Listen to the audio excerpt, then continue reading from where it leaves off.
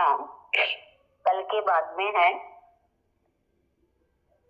माया से मित्रता समाप्त हो जाती है।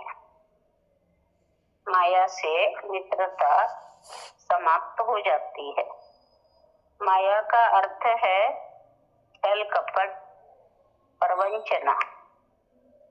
मित्रता के मायने हैं, पहला बताया, माया का अर्थ है प्रवंच, छल कपट। मित्रता के मायने हैं दो ऐसे व्यक्ति जिनके बीच में निष्कपटता और सरलता आ गई है, हृदय की एक भावना बन चुकी है। जब दो का भाव समाप्त हो जाए, जब दो तत्व एक में परिणत हो जाए, उसी का नाम मित्रता है। जब दूध पानी में और पानी दूध में समा जाता है, उसे मित्रता कहते हैं। शहर का गंदा नाला बहते बहते जब गंगा में आ मिले और गंगा उसे अपने में समाविष्ट कर ले, तो उसे मित्रता कहते हैं। क्योंकि तब शहर के गंदे नाले का पानी गंगा की मित्रता को स्वीकार करने के बाद गंदा नहीं रहता, गंगोदक हो जाता है। लोग उसे गंगा का चरणामृत समझकर स्वीकार करते हैं। मित्रता भी ऐसी ही होनी चाहिए। जीवन में तीन चीजें बड़े पुण्य से मिलती हैं: अच्छी पत्नी या अच्छा पति, दूसरी अच्छी संतान और अच्छा मित्र।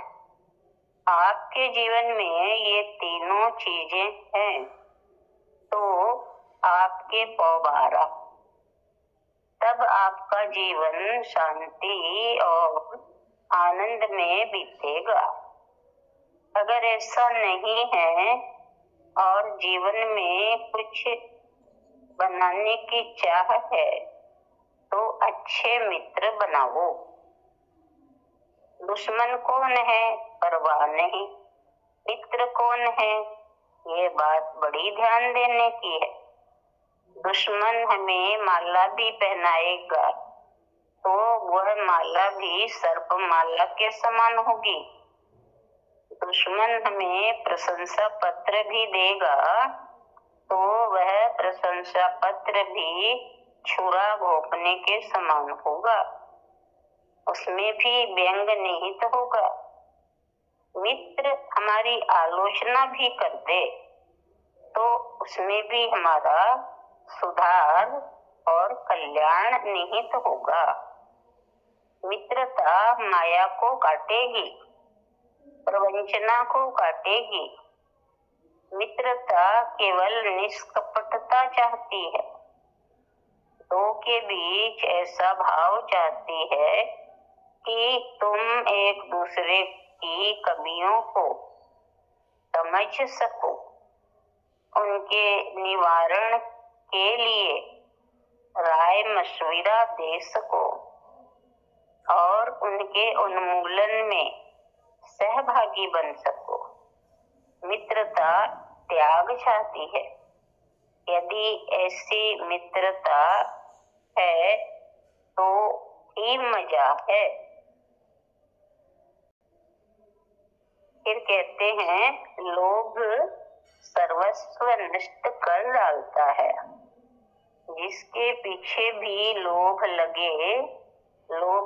गया, वह तो ऐसे गड्ढे में जाकर गिरता है कि न तो उसके पास प्रेम की पूंजी होती है, न विनय की विपुल निधि और न ही मित्रता की महक। वह तो सिवाय स्वार्थ के कुछ भी सोचता नहीं। उसकी अपनी कोई आंख नहीं होती। लोभी आदमी धनवान नहीं होता, वह तो निर्धन होता है।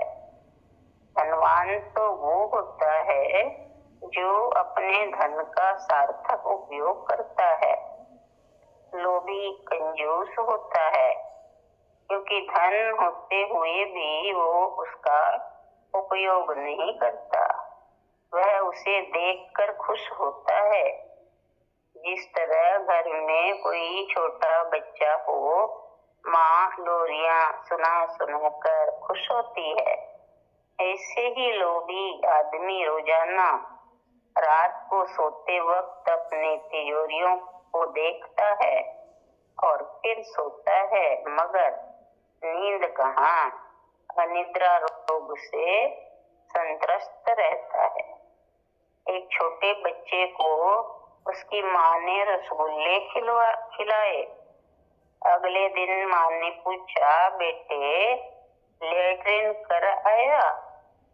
बोला, नहीं माँ, मैं लेट्रिन नहीं करूँगा, न आज और न कल। यह तो बड़े ताज्जुब की बात थी। माँ ने कारण पूछा तो बेटा बोला, माँ रसगुल्ले रोज रोज खाने को थोड़े ही मिलते हैं, मैं तब तक लेट्रिन नहीं करूँगा जब तक कि मुझे नए रसगुल्ले खाने को नहीं मिलते। लोभी आदमी भी ऐसा ही होता है। वह मन के कारागार में ऐसे ही धन को बटोर बटोर कर रखता है। इसलिए लोभ और कब्ज में ज्यादा फर्क नहीं होता।